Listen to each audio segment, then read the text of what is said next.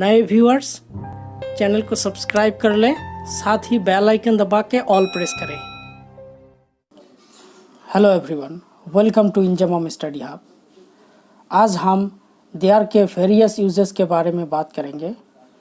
आपके daily life में use होने वाले दो तरह के सेंटेंसेस को देयर यूज़ करके कैसे इंग्लिश में बोले जाते हैं आगे डिस्कस करेंगे। So let's start the class. पहला प्रकार है देयर का कंटिन्यूअस फॉर्म।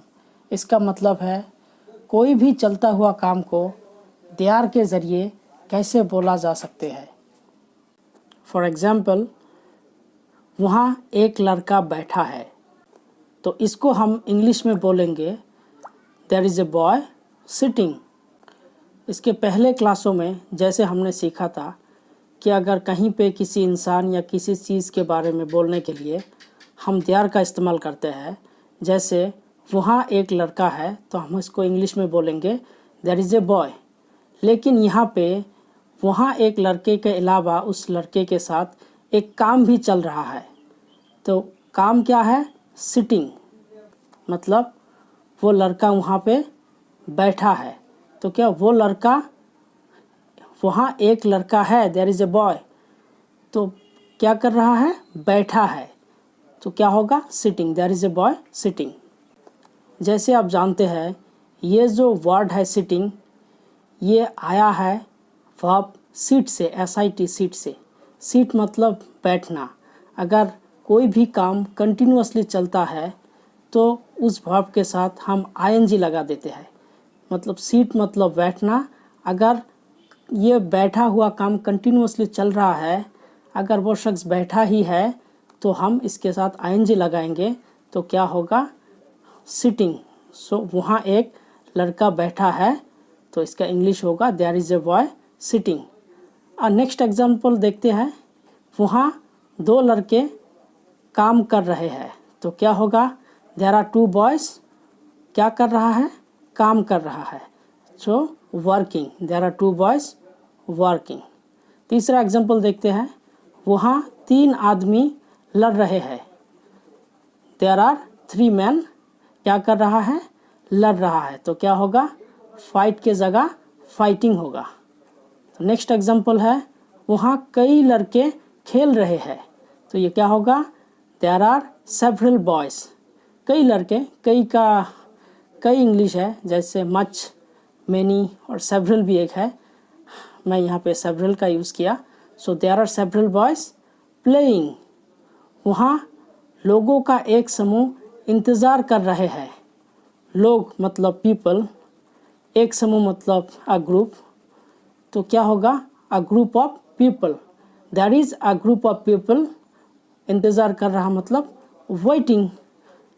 वहाँ लोगों का एक समूह इंतज़ार कर रहे हैं, तो क्या होगा? That is a group of people waiting. अगर हम इसी सेंटेंस को पास्ट टेंस में बोलना चाहते हैं तो क्या होगा? सिर्फ ऑक्सिलरी जो वर्ब रहते हैं एम, इज़, आर, वाज, वर, सिर्फ यही सब चेंज होगा। इज़ के जगह पास्ट में वाज होगा और आर के जगह वेर होगा। तो क्या होगा पास्ट में?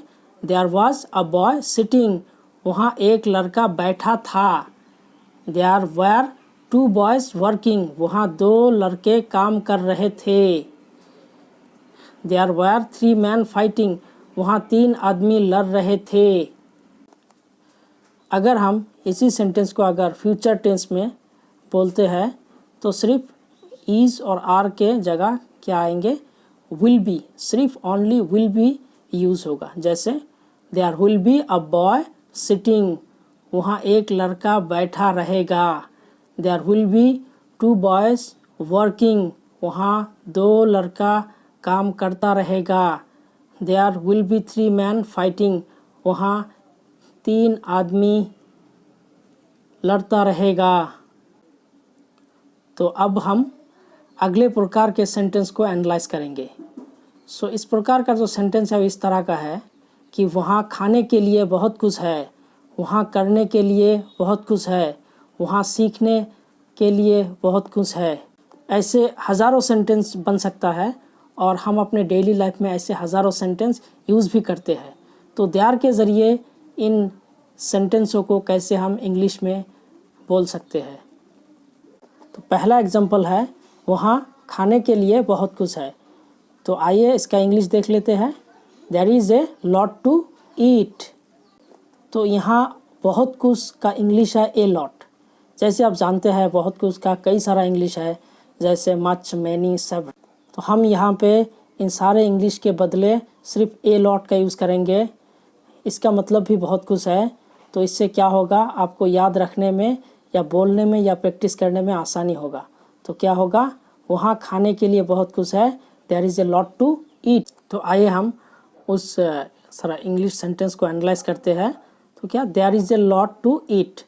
तो वहाँ बहुत कुछ है, इसका अंग्रेज़ी आसान है, देयर इज़ ए लॉट। खाने के लिए टू ईट। तो आप समझ गए कि टू ईट, ईट मतलब खाना। तो देयर इज़ ए लॉट ईट नहीं होगा।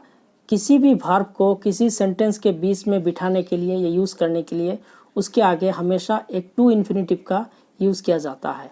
वही टू इन्फिनिटिव ये जो ईट के सामने है, वही टू इन्फिनिटिव ये है।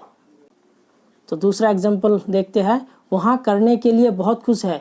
वहाँ बहुत कुछ है, इसका इंग्लिश पहले की तरह होगा, देयर इज़ ए लॉट। सिर्फ वर्ब चेंज होगा। क्या है, करने के लिए। करने का इंग्लिश है डू, तो डू के पहले टू आएगा, टू डू। वहाँ करने के लिए बहुत कुछ है, there is a lot to do. Next example, वहाँ सीखने को बहुत कुछ है, there is a lot to learn. वहाँ पढ़ने के लिए बहुत कुछ है, there is a lot to read.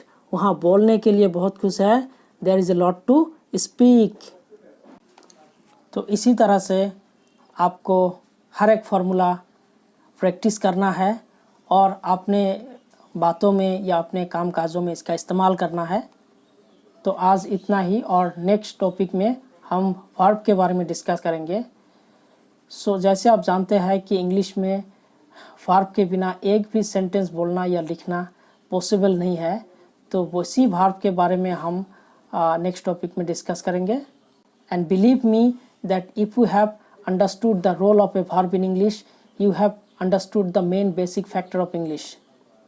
और आप यकीन कीजिए, अगर आपने इंग्लिश में वर्ब के रोलों को अच्छी तरह से अगर समझ लिया, तो जैसे आपने बेसिक इंग्लिश कंप्लीट कर लिया।